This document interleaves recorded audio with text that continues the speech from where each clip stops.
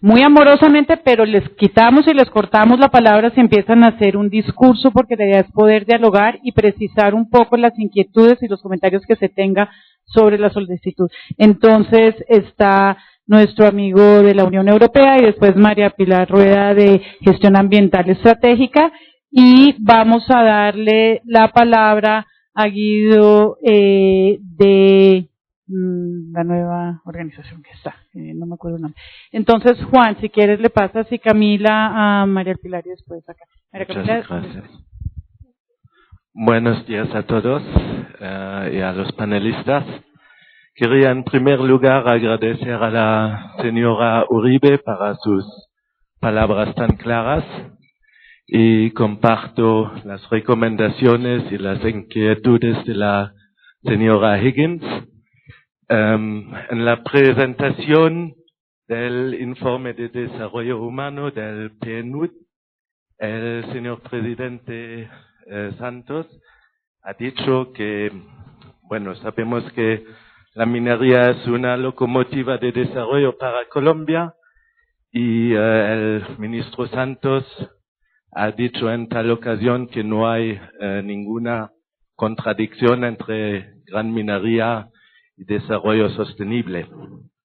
La doctora Uribe empezó su presentación con la frase que el gobierno nacional quiere un crecimiento y un desarrollo sostenible del sector minero. Entonces, ahí va mi pregunta, que es más de entendimiento, me disculpen, que de un punto de vista técnico. Y es justamente esto. Yo conozco la definición, el informe Brundtland y las siguientes sobre desarrollo sostenible, pero a veces me parece que hay otra definición colombiana que todavía no conozco. Y en este sentido quería preguntar si, por favor, me podrían explicar más precisamente el concepto de desarrollo sostenible que tienen en Colombia. Gracias. María del Pilar.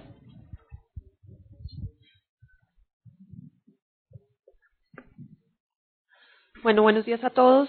Un par de preguntas rápidas con un comentario. Creo que después de la presentación de la doctora Uribe, pues nos quedó claro el tema de la superposición de figuras. Vale la pena preguntarse qué sucede con esos procesos que están en camino a ser titulados en comunidades indígenas, en resguardos, que aún no han cumplido todavía con su proceso o que están en este momento en proceso de negociación interno, por un lado. Solicitudes de actividad minera. ¿Qué va a suceder con la declaratoria de nuevas áreas tituladas para resguardos y comunidades en áreas donde ya están claramente declaradas unas áreas de reservas mineras? Porque usted claramente ha afirmado aquí que en el caso en que haya una posible declaración de un área protegida de ciertas características, pues que claramente se respetarán a pesar de ser esta una norma anterior. Sería interesante saber qué pasa en términos sociales, tanto con comunidades indígenas como negras, si ese va a ser la misma línea conceptual que va a respetarse, por un lado. Por otro lado, tengo claro que el tema de la reforma de las reservas forestales de ley segunda, pues tienen un trámite administrativo adicional en el cual hay posibilidades de hacer sustracción de estas áreas en la medida en que las actividades mineras sean compatibles con su principal función, que es el tema de protección de los bosques, y que de alguna manera, por supuesto, estas reservas forestales fueron definidas así porque la vocación del uso del suelo es claramente una vocación forestal. Entonces, pues eso es un tema que hay que, por supuesto, tener en cuenta, por un lado, y segundo, que a la persona que finalmente tenga la concesión sobre esta área es al que se le traslada el problema de revisar o de hacer los estudios necesarios y lograr o no la sustracción de las áreas en las reservas forestales. Entonces, por supuesto, se trata de trámites administrativos, pero también de estudios técnicos que no está definiendo directamente el país como en términos de ordenamiento del territorio, sino que simplemente se lo están dejando a un tercero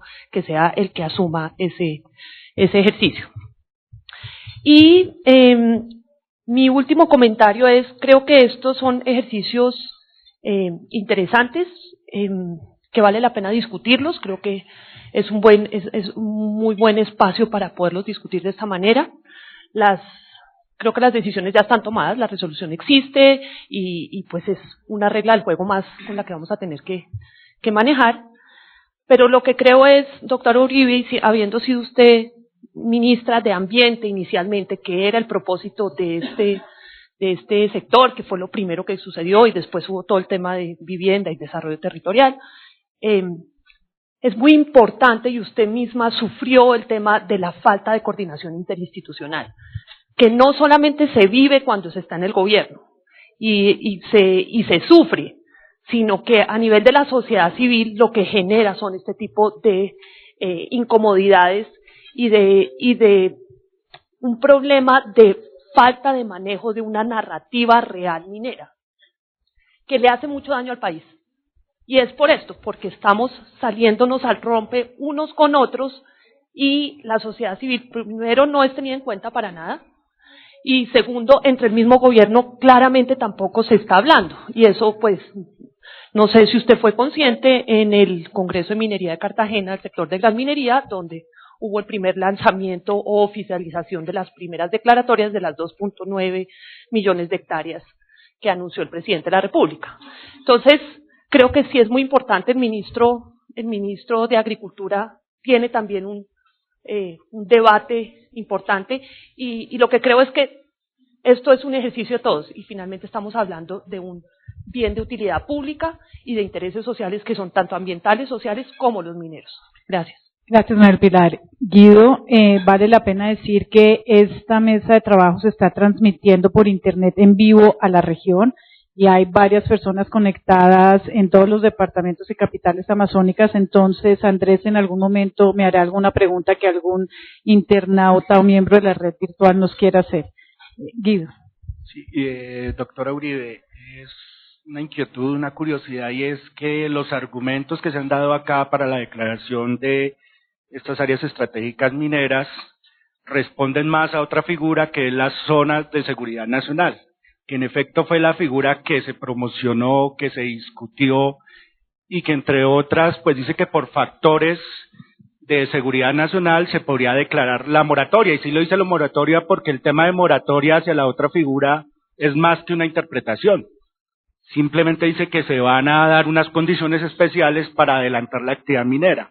Entonces es un poco eso, porque los factores de ingobernabilidad, de falta de gobernanza en la zona siguen subsistiendo, incluso relacionadas con el tema minero, el tema de minería ilegal en el departamento de Guaviare, por ejemplo, que afecta áreas del sistema de parques nacionales naturales, pues todavía no se han suplido.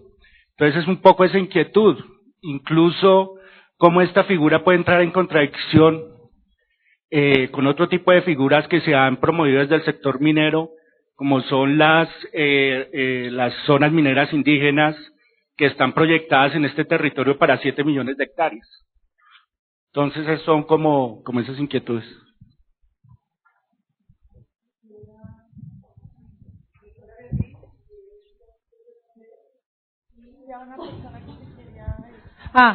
Si quieres, Guido, le pasas el micrófono a la persona que está acá, acá adelante en la misma.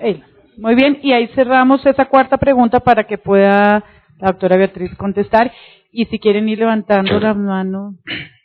Henry Cabría, de la Organización de los Pueblos Indígenas de la Amazonía Colombiana. Solamente quería enfatizar en dos. Creo que estamos de acuerdo que hay un desorden, digamos, en el país sobre el tema de la minería ilegal en Colombia, sobre todo en nuestras regiones, donde se ha incrustado, digamos, procesos de ilegalidad que ha faltado control por parte del Estado, por parte del gobierno. Y si vamos a seguir generando esta actividad, pues obviamente que vamos a tener que mirar otro genocidio más de las culturas indígenas en esta región, y con todo el agravante que todos conocemos, que es prácticamente la fragilidad o la sistema de vulnerabilidad de los ecosistemas. Entonces, yo estoy de acuerdo, la organización estamos de acuerdo en que se haga una moratoria, digamos, y ampliar el debate en las regiones, porque yo pienso, doctora Uribe, que hay que ampliar el debate en nuestras regiones y no seguir estigmatizando esa ingobernabilidad. Yo creo que nosotros somos capaces, y las instituciones y la cooperación somos capaces de generar un proceso de gobernabilidad, de eficiencia, y no echarnos la culpa aquí en los hoteles de que es que aquí hay ahí unas mafias y unas cosas, sino yo creo que podemos rescatar la Amazonía. En eso creo que la organización está haciendo esa invitación para generar ese proceso de gobernabilidad antes que todo, para salvar la Amazonía y las culturas que ahí perviven. Y lo otro, nosotros tenemos reparo con el decreto, obviamente que eso, por eso la Mesa Nacional de Concertación solicitó la renuncia del director de consulta previa, porque nos parece vergonzoso que a estas alturas, a la luz del convenio 169, un decreto que toca directamente los territorios indígenas, que tiene que ver con una medida administrativa, haga un concepto donde diga que es que eso no se debe consultar. A nosotros nos parece un poco irrespetuoso, pero ya buscaremos los mecanismos nosotros internamente para evaluar nuestra posición frente al tema del decreto, pero sí nos interesa el debate. Precisamente el doctor Santamaría, el ministro de Minas, aquí con el doctor Rojas, hemos estado recorriendo, vamos a recorrer las regiones, tenemos el segundo foro minero, porque la primera se hizo en el departamento del Guainía, y el ministro de Minas nos ha aprobado unos recursos para hacer los foros. Hay que hacer el debate de frente con los mineros ilegales, con los empresarios, con el sector de la academia, con las instituciones que quieren acompañar este proceso de discusión para construir un proceso serio y respetuoso. Muchas gracias. Muchas gracias. ¿Sigo yo? No, sí. Vamos a darle la contestar esta ronda y después en la segunda ronda. Bueno, yo quisiera contestar dos preguntas y dar la palabra al doctor Julio Rojo, que es quien conoce de verdad temas muy detallados que se han preguntado acá.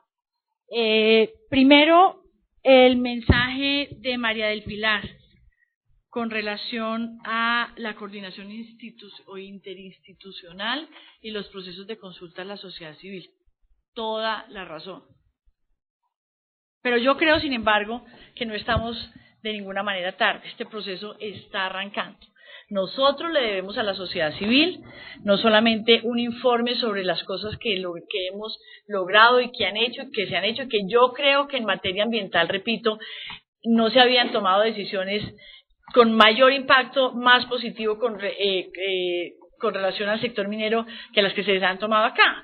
Si yo le digo, doctora María del Pilar, que de 14.000 solicitudes que teníamos en una cola represada, estamos rechazando el 97% de ellas, y que de aquí en adelante no se puede erradicar nada, donde hay una claridad meridiana sobre su imposibilidad, ese es un avance muy importante. Entonces nosotros les debemos a ustedes como sociedad civil y por supuesto continuar la coordinación al interior del gobierno, que lo hemos hecho, pero tenemos que por supuesto seguirlo afinando, no solamente una rendición de cuentas de alguna manera de un sector minero que tiene grandes impactos en el sector ambiental y en otros temas, sino también por supuesto construir con ustedes lo que usted ha llamado muy correctamente una narrativa real hacia adelante. Creo que es muy importante, pero creo que estamos empezando. La Agencia Nacional de Minería se acaba de crear, estamos armando este equipo y las decisiones, por supuesto, tenemos todo el interés de generar los espacios para construir esa narrativa juntos y para absorber absolutamente todas las solicitudes. Ese es mi primer punto, y le voy a contestar también, para contestar la última pregunta que se hizo sobre ampliar el debate en las regiones y no estigmatizar a la Amazonía. Primero, quiero ser, y lo dije cuando hablamos del tema institucional, infinitamente respetuosa con esta región del país. Y yo le pregunto a usted una cosa, ¿dónde tenemos institucionalidad fuerte en esta materia? ¿O nos parece que en Antioquia se ha hecho muy bien la minería? ¿O que en el Cauca se ha hecho muy bien la minería? ¿O que en Cundinamarca, que es un departamento fuerte, se ha hecho bien? No. Claramente no. Entonces aquí no queremos señalar debilidades institucionales de ninguna manera, queremos proteger un tesoro que tiene Colombia, que es esta zona del país. Eso es lo que queremos hacer, hasta que no estemos absolutamente listos. Le contesto, primero, estigmatizar jamás. Yo no estaría contenta con ninguna de las presencia o de la institucionalidad local, incluso en muchas otras partes del país que supuestamente han tenido más recursos y más capacidades para tenerla. Y ampliar el debate, como usted lo ha dicho, el ministro Cárdenas ha sido el primero en comunicarse con las entidades territoriales. Antes de tomar esta medida lo hizo y está recorriendo y va a continuar recorriendo con el viceministro y conmigo todas las regiones del país, estas y otras que se necesiten para continuar socializando y construyendo esto de la mano de las entidades locales, públicas, privadas o mixtas o cualquiera que sea su naturaleza. Estamos totalmente abiertos a discutirlo y además porque en el tema de ampliar el debate en las regiones creo que va más allá de un debate ambiental. Está, por ejemplo, el tema de la realidad social en muchas regiones del país, donde nos corresponde a nosotros como autoridad minera asegurar que en los proyectos, en los procesos de concesión, se incorporan suficientes recursos para compensar unas realidades sociales que nosotros no queremos que subsistan y que se mantengan. Alguna alcaldesa me dijo hace poco que cuando había llegado a este municipio, lo primero que le habían dicho era pueblo de mina, pueblo de ruina. Y realmente nosotros no quisiéramos desde el gobierno, el presidente Juan Manuel Santos lo ha dicho, el ministro Cárdenas lo ha dicho, todas las variables son importantes, la ambiental es muy importante, pero la social. Definitivamente la social. Si somos un sector que estamos generando actividad, que estamos generando empleo, no podemos estar ubicados y no podemos generar pobreza y extrema pobreza alrededor de las zonas donde estamos teniendo influencia. Y ese es un tema que, por supuesto, nosotros lo venimos conversando con las grandes mineras en particular, que son las que podrían tener, o donde se identifica muy claramente el impacto, y por supuesto con el resto de nuestras contrapartes en el sector privado, pequeños y medianos mineros. Yo dejaría acá, le pediría al doctor Julio Rojo si nos ayuda con las otras preguntas, y creo que la persona encargada y más conocedora del tema de desarrollo sostenible es la doctora Xiomara San Clemente, y nosotros por supuesto le pediría a Xiomara que nos dé una manito con la respuesta sobre el desarrollo sostenible, por supuesto definición que se genera en el sector ambiental y que nosotros acogemos plenamente. Muchas gracias. Gracias. Buenos días, gracias doctora Beatriz. Con respecto a las inquietudes de las comunidades étnicas, digamos, cuando se llega a declarar un nuevo territorio. Aquí es importante precisar que lo que establece, digamos, en la materia minera, en primera instancia es que se debe realizar la consulta previa ante cualquier proyecto minero que se vaya a desarrollar en el país. No es una condición, digamos, excluyente frente al otorgamiento por haber una presencia o una titularidad de un territorio indígena. Lo que establece la norma es que podemos otorgar la concesión, pero se deberá surtir la consulta previa, no solamente porque tenga un territorio titulado, sino por la presencia de la comunidad. Y eso forma parte del licenciamiento ambiental. Entonces, en el momento en que el INCODER, como materia rectora de titulación de tierras, llegue a declarar un nuevo resguardo indígena, una zona minera de comunidad negra, simplemente se ingresa al catastro, pero es requisito surtirlo porque el hecho de que no sea titulado, inclusive tienen que hacer la consulta en término interior como presencia de comunidades. Entonces aquí queda aclarado que no es excluyente el hecho de que no tengan tierra titulada las comunidades étnicas frente al tema de los bloques. En el caso digamos, del territorio de la Amazonía, tenemos alrededor del 86% titulado con comunidades, el cual simplemente se ingresa, pero tenemos que surtir, digamos, esa consulta cuando se otorga el contrato, y es obligación del concesionario surtir la consulta previa. Con respecto a la ley segunda, igual.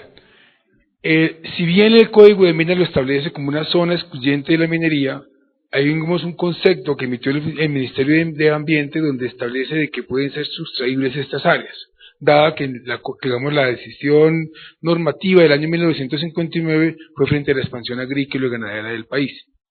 En función de eso, el Ministerio se pronuncia y lo que dice es, antes de desarrollar cualquier actividad, incluyendo la exploratoria, deberá el concesionario, con base en estudios, como lo explicó la doctora San Clemente, solicitar la sustracción.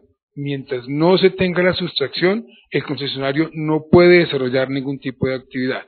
Eso quiere decir que en el momento en que la autoridad minera llegue a otorgar uno de los bloques, la persona que salga, digamos, licitada o, digamos, otorgada esta concesión, debe surtir, digamos, este proceso ante el Ministerio de Ambiente como autoridad correspondiente.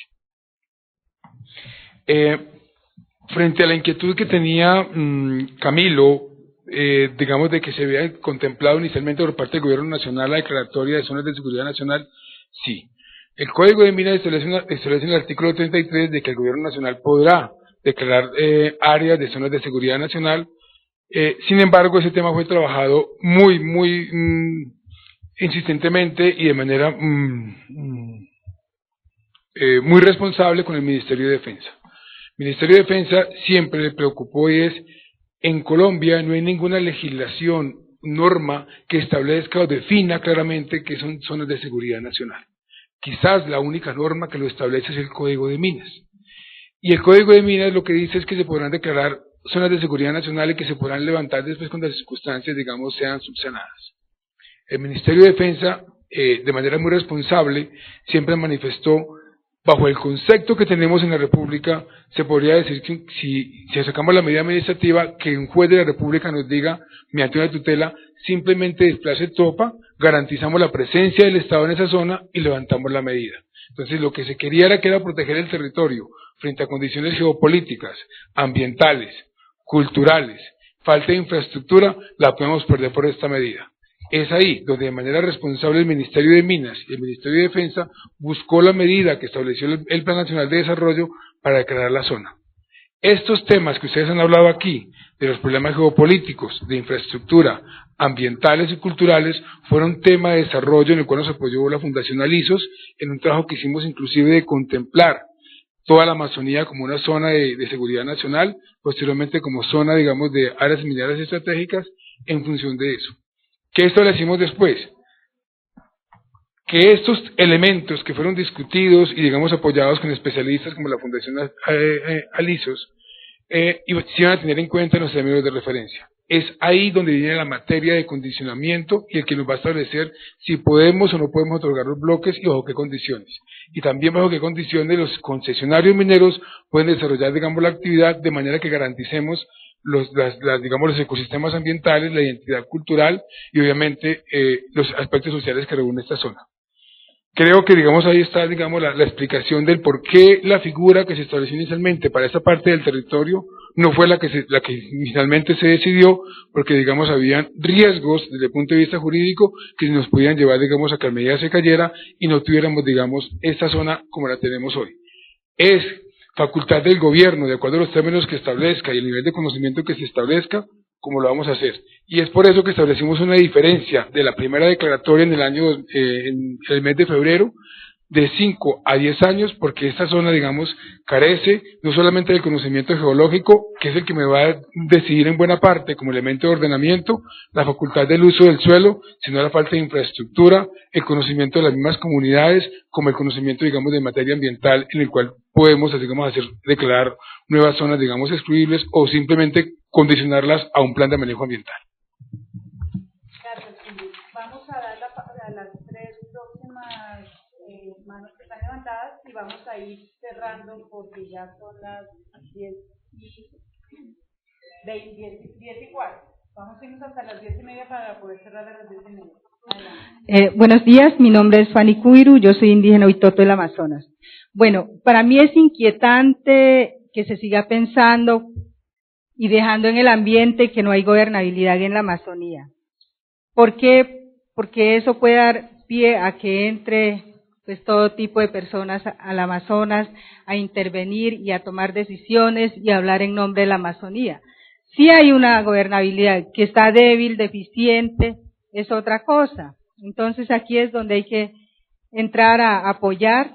Primero hay que entrar a reconocer y fortalecer a estos gobiernos que incluye el gobierno indígena y también reconocer los diferentes instrumentos de planeación y planificación que hay en lo local. Para los pueblos indígenas están los planes integrales de vida. Si nosotros le damos importancia a ese tipo de herramientas, seguro que hay una forma de entrar a dialogar y concertar de manera adecuada con estos pueblos indígenas, o sea, con mis pueblos, porque ahí está muchas veces los sueños y lo que muchos pueblos quieren están plasmados en sus planes integrales de vida. Yo no sé por qué al momento de planear y de planificar estos planes de vida no se tienen en cuenta. Para nosotros, como programa presidencial, esa es una de las estrategias líneas estratégicas para que los pueblos indígenas puedan seguir existiendo como pueblos, porque ahí dicen de dónde venimos, cómo estamos y para dónde vamos. Entonces ahí hay toda una riqueza que se debe explorar y aprovechar para hacer buena planeación y articular, armonizar e interlocutar con los pueblos indígenas. Frente a la consulta previa para este tipo de actividades mineras, yo creo que hay que entrar a mirar también y reconocer hay una realidad que existe, y es que hay algunos líderes indígenas que sostienen que pues ante la falta de apoyo externo o de reconocimiento de sus planes de vida, esta sería una oportunidad para apoyar los planes integrales de vida de los programas y proyectos que están ahí. Pero también hay que entrar a mirar las particularidades de la Amazonía al momento de hacer la consulta previa, porque una consulta previa mal hecha puede ser perjudicial para los pueblos indígenas y puede llegar a empobrecer más y a debilitarlos más y a dividirnos internamente, como muchas veces ocurre cuando llegan políticas y programas foráneas o establecidas desde afuera. Entonces es cómo tener un cuidado para la Amazonía, ya que hay mucho interés en este momento, todo el mundo habla de cambio climático, todo el mundo habla de minería para la Amazonia, pero muchas veces se invisibiliza a los verdaderos habitantes de ella, que somos los pueblos indígenas. Ahí hay una cantidad de deficiencias y unos problemas gravísimos que hay que entrar a retomar, y hay muchos pueblos donde la desnutrición, o sea, la soberanía alimentaria se está afectando por el cambio climático y por muchas cosas. Entonces, ¿cómo entrar a mirar esas? ¿Continúo? Solamente una pregunta breve. Yo entiendo que la zona que estamos discutiendo está protegida por la ley de reserva forestal y por el código que establece que las zonas de reserva forestal están excluidas de exploración minera. Se dice que la zona de reserva estratégica se hace para proteger una zona que ya está protegida, pero en virtud de que efectivamente hay un concepto del Ministerio del Medio Ambiente que dice que en zonas de reservas estratégicas mineras se pueden hacer solicitudes para levantar la protección que ofrece la reserva forestal, lo que efectivamente la reserva estratégica minera está es desprotegiendo algo que estaba protegido anteriormente. Entonces, no entiendo cómo es que efectivamente estamos montando una reserva para desproteger lo que ya está protegido. Esa es mi pregunta. Gracias. Vamos a pasarle a María Camila con una pregunta de internet a la doctora Julia Miranda de Parques y terminamos esta segunda ronda con usted. Contestan y 2 preguntas más y no más. Bueno, los internautas a través del foro nos preguntan ¿qué pasaría, esto es específicamente para la doctora Beatriz, si en el futuro se crean nuevas reservas naturales y en ellas ya existen títulos mineros? Y además, ¿cuánto queda expuesto el territorio amazónico con la resolución? Es decir, ¿aumenta la vulnerabilidad de la zona o le pone orden realmente al tema de titulación? Aló. Yo quisiera dar testimonio desde Parques Nacionales del extraordinario avance que ha habido en este tema. Nosotros hemos tratado de trabajar con Ingiominas inicialmente desde hace 8 años. Pudimos medianamente trabajar hace 5 años y hemos tenido un extraordinario trabajo constructivo con Ingiominas inicialmente desde hace unos 2 años y ahora con la agencia una coordinación muy importante para nosotros. El escenario que encontrábamos hace 8 y 6 años era absolutamente caótico. Vimos además cómo la institución minera fue encontrando en los últimos años todas las cadenas de irregularidad, de ilegalidad, de corrupción, las identificó y tomó medidas absolutamente claras para controlarlas. Hoy por fin podemos tener una relación directa, permanente, en la cual los mapas de las áreas protegidas y de las prioridades de conservación a futuro son absolutamente consideradas por la autoridad minera. Era un trabajo que veníamos realizando eficientemente con la Agencia Nacional de Hidrocarburos desde hace muchísimos años y no lo habíamos logrado con la autoridad minera. Y hoy día quiero resaltar que eso es posible. Yo veo que las decisiones que se han tomado son trascendentales y que este tipo de foros y la relación interinstitucional con el sector ambiental va a permitir enriquecer enormemente las decisiones que se tomen en virtud de estas medidas que se han tomado. Quiero dar ese testimonio de lo que ha vivido Parques. Muchas gracias, Julia. Cerramos esta ronda con Carlos Ariel Salazar, del Instituto Sinchi.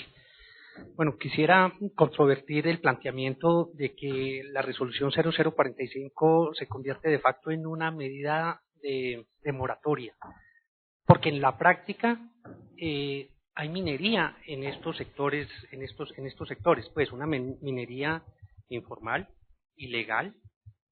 No es una minería que surge de hace 2 o 3 años, es una minería de hace mucho tiempo. La región amazónica, en Guainía, en Baupés, ha tenido frentes mineros importantes, no de una gran minería ni de unas empresas multinacionales, pero está presente.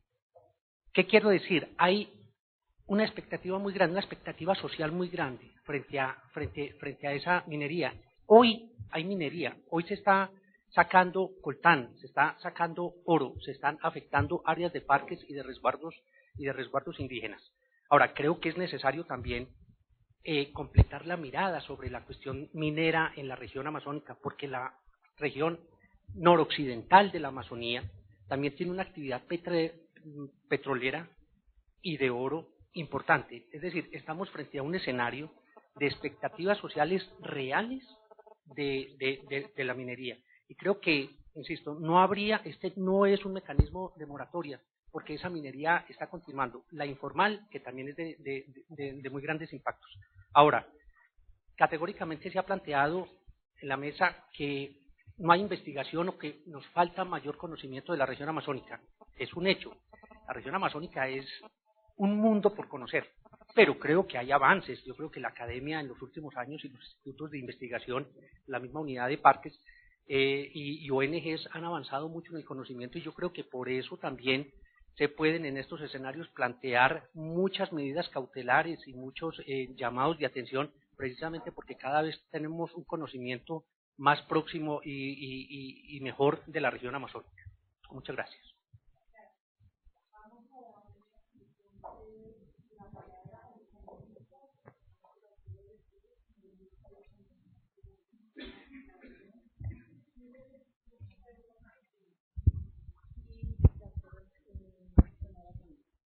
Sí, yo creo que solamente voy a contestar una de las preguntas acá, y es sobre el tema moratoria de actividad futuro. Derechos adquiridos en legal y debida forma se deben respetar, la ley no me da otro camino.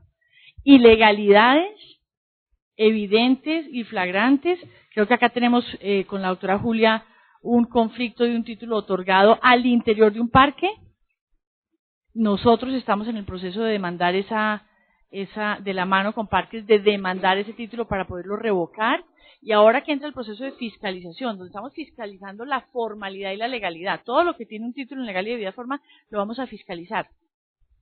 En el momento en que encontramos causales para clausurar la mina y para cerrar la actividad, lo vamos a hacer, sin ninguna contemplación. Ahora, usted pone sobre la mesa 2 realidades adicionales. Uno, la ilegalidad, extracción ilícita de minerales, y otro, una minería artesanal. Yo no conozco la región a fondo, pero me imagino que debe ser ancestral, que puede hacerse mejor, y donde entran los programas de formalización. Entonces, con relación al tema de la ilegalidad, ahí hay un trabajo interinstitucional dirigido por la Policía Nacional, donde nosotros y el Ministerio de Medio Ambiente somos solamente una parte. El Ministerio de Medio Ambiente provee información con relación a la fragilidad ambiental, y nosotros con relación a la importancia de la actividad, sí o no, pero claramente, ¿cómo se llama la ley, Xiomara, de sancionatoria ambiental? El sancionatorio ambiental da todos los instrumentos para acabar con la minería o con la extracción ilegal de minerales. Y ese trabajo se viene haciendo, repito, es un trabajo de seguridad más que otra cosa, porque usted bien sabe que está asociado, pero no sé si en esta zona de la Amazonía está asociado a actividades ilícitas, como nos pasa en el Cauca, en el sur de Bolívar y en otras partes. Esa es la ilegalidad. Moratoria en la ilegalidad, a eso no tiene que dársele moratoria, sino control y erradicación total a la extracción ilícita. A la minería genuina, buena, bien hecha, local, ancestral, respetuosa, ayudarle y formalizarle y sacarla adelante. Yo diría eso. Moratoria hay en el sentido que de aquí para adelante nada nuevo, hasta que pongamos en orden la casa y conozcamos un poco qué más puede haber allí y qué se necesita en términos del desarrollo ambiental y del desarrollo social y cultural, y por supuesto las problemáticas propias de comunidades indígenas y o de comunidades negras. Dos precisiones. Con respecto a los derechos adquiridos, cuando la autoridad ambiental vaya a declarar una zona, digamos, protegida, ellos hacen la consulta ante el Catastro Minero Colombiano de cómo se encuentra la zona con respecto a títulos y solicitudes. Los títulos mineros son derechos adquiridos en el cual se ha pronunciado la Corte que debemos de respetar los derechos adquiridos. Es por eso que cuando se declara una zona protegida, siempre la autoridad ambiental por lo regular respeta ese derecho. Sin embargo, el Código de Minas en el artículo 196 hace una precisión en ese sentido y dice que las disposiciones ambientales son de carácter inmediato y obligatorio para la autoridad minera. Quiere decir con eso que nosotros en el momento en que se hace la disposición tenemos que entrar a revisar la disposición que dice la autoridad ambiental, compararla con nuestro catastro y tomar las determinaciones porque digamos es un mandato de ley como también lo ha establecido la Corte Constitucional. Frente a las solicitudes son meras expectativas, por lo tanto en el momento en que la autoridad ambiental llega a una declaratoria no requiere, digamos, de que se respeten, porque como lo dice el mismo Código de Minas, son meras expectativas que no han generado aún derechos, como lo ha establecido, digamos, la Corte en ese sentido. Con respecto a lo segundo, que digamos, es necesario diferenciar qué es una reserva forestal protectora a una reserva forestal de ley segunda. En las reservas forestales protectoras no se puede ejercer ningún tipo de actividad minera, por lo tanto no se puede otorgar ningún contrato de concesión ni ninguna viabilidad minera para desarrollar la actividad. En la ley segunda sí se permite, digamos, que se otorgue una concesión. Y es por eso que quisimos mostrar, digamos, en el mapa cuánto cubre el territorio, digamos, que tenemos consignado hoy como declaratoria. Se otorga el contrato, sin embargo, el contrato no puede ejercer ninguna actividad hasta que no se realice la sustracción, en este caso por parte del Ministerio de Ambiente, en el cual pide unos requisitos y unos estudios para poder hacer la sustracción. Es el Ministerio de Ambiente el que determina si se puede llevar a cabo la actividad exploratoria o no se puede llevar a cabo, o si es en la parte, digamos, en parte parcial del área concedida. Con respecto a lo tercero, es cuando nosotros hablamos de conocimiento, es un conocimiento geológico. Como mostramos en el mapa, los potenciales obedecen únicamente al conocimiento geológico adelantado por Ingeominas, anterior, hoy Servicio Geológico Colombiano, en el cual a través del Fondo Nacional de Regalías, con recursos de regalías, ya se instalaron los recursos necesarios para poder avanzar en el conocimiento. La meta de gobierno hacia el año 2014 es poder llevar el conocimiento geológico del país a un 80%. Y que realmente este componente del conocimiento geológico sea el instrumento de planeación sobre usos del suelo, para lo que sea. Entonces ya tenemos, digamos, la fuente de recursos y es como decía la doctora Beatriz, que lo compartimos plenamente con el señor ministro de Minas, hay que buscar cómo logramos esa meta, porque creemos que hoy la estructura institucional a nivel de gobierno nos va a permitir cumplir ese propósito del 80%.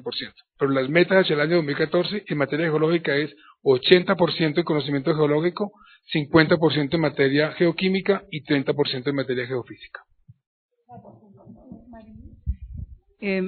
Tal vez reiterar un par de cosas sobre los comentarios, pero uno me parece muy importante definir unos pasos a seguir, porque claramente hay perspectivas diferentes y interpretaciones diferentes sobre la resolución. Uno, la resolución sale antes de terminar el código del ajuste de código minero. Entonces, ¿cuáles son las implicaciones y por qué seguir sacando más resoluciones antes de terminar este proceso y avanzar en el tema de ordenamiento territorial? Y sobre la consulta previa, como yo había leído textualmente, no aplica únicamente a la actividad minera en terreno, aplica que los gobiernos deben consultar a los pueblos interesados mediante procedimientos apropiados y en particular a través de sus instituciones representativas cada vez que se prevean medidas legislativas o administrativas susceptibles de afectarles directamente. Y esto, en mi interpretación, no abogada, esto es una medida legislativa administrativa. Entonces hay que considerar esto, la falta de consideración de los territorios negros y los afrodescendientes que no están explícitos en la resolución. Y el tema de un proceso de ordenamiento integral desde todas las ópticas, porque los impactos ambientales no son únicamente de la actividad minera, son los indirectos que vienen con las otras actividades y también de las posibilidades que se puede restaurar, recuperar los ecosistemas post minería, que es una cosa que no sabemos y que vamos a tenerlo en 10 años, que ese periodo que está establecido en la resolución de mover esas cosas dentro de un periodo de 10 años, creo que tenemos que evaluar esto bien. Gracias. Frente a alguna inquietud que se planteó allí, es importante precisar que el Ministerio no ha dado ningún concepto frente a la materia, simplemente lo que hemos expuesto aquí es el recuento de la normatividad ambiental vigente para que eso no, digamos, no se preste a malos entendidos. Segundo, es importante precisar que en lo ambiental no hay derechos adquiridos, en lo ambiental. En lo ambiental simplemente es una expectativa el título. El título sí se hace en zona de reserva. Si se tiene zona de reserva, requiere sustracción previamente para la etapa de exploración. Si es para la etapa de explotación, requiere licencia ambiental. La licencia ambiental puede o no concederse. Entonces, digamos que eso es necesario hacer la claridad al respecto. Cualquiera que haga actividades mineras sin licencia ambiental en la etapa de explotación será sujeto a todo el régimen sancionatorio ambiental. Eso es importante dejarlo claro. En lo minero hay unos regímenes, en lo ambiental están los que establecen que no hay derechos adquiridos, simplemente tiene que ser sujeto a la evaluación para determinar si el proyecto es o no viable. Creo que es clave la aclaración que acaba de hacer Xiomara. Vamos a ir cerrando, desafortunadamente el tiempo pasa y simplemente para decirles voy a dar una última pregunta, ya son las 10:35 y tenemos que cerrar la mesa por las actividades y el compromiso de esta iniciativa. Ahorita yo recapitularé algunos siguientes pasos a seguir. Muchas gracias por la invitación, doctora Caracol, por la emisión. Doctora Beatriz, yo le quiero pedir un favor. Usted como exministra de Medio Ambiente, que responda al representante de la Unión Europea la definición de desarrollo sustentable. Yo creo que sí es importante que hagamos precisión en eso. Muchas gracias. Bien.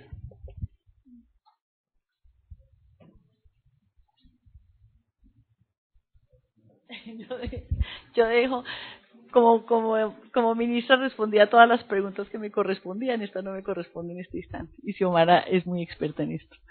De manera que las preguntas que tenga sobre la Agencia Nacional de Minería como autoridad minera, con todo el gusto del mundo. Bien, vamos, yo sé que hay muchas manos levantadas de caras amigas y me muero de la pena, pero tenemos que cerrar. Estoy convencida que este es un tema que no se acaba aquí en esta reunión, en esta mesa. Tenemos abierto una mesa de diálogo desde Amazonas 2030 para seguir discutiendo y profundizando este tema. Pasos a seguir. Yo creo que Marilú ha puesto unos temas sobre la mesa que la doctora Beatriz ha recogido y que yo sé que el ministro de Minas y el viceministro están muy dispuestos a tener un diálogo sobre cuáles son los mínimos y las condiciones que se requieren en esta región, y eso va a ser un diálogo muy grande del cual debemos participar activamente todos. Yo creo que la pregunta de qué entendemos como país sobre desarrollo sostenible es un tema que lo tenemos que afinar, porque es una discusión que enfrenta intereses desde diferentes sectores, sin lugar a dudas, y que priman unos intereses sobre otros, y eso es algo lo que nosotros tenemos que empezar a poner claramente sobre la mesa. Para Amazonas 2030, esta es una región estratégica, no solamente por los recursos que pueden generar a mediano y corto plazo, sino por la calidad y el bienestar de vida que le puede generar a no solamente las generaciones presentes, sino futuras, y no solamente los habitantes de esa región, el país y la región, sino al mundo entero. Por eso nos hemos propuesto esta iniciativa y estamos convencidos que la Amazonía requiere una mirada diferente y especial cuando se piense cualquier actividad económica, cualquier actividad que transforme un ecosistema que es de altísima vulnerabilidad. Es muy buena noticia saber que las regalías van a depositarlo o van a dar unos recursos específicos para el conocimiento geológico.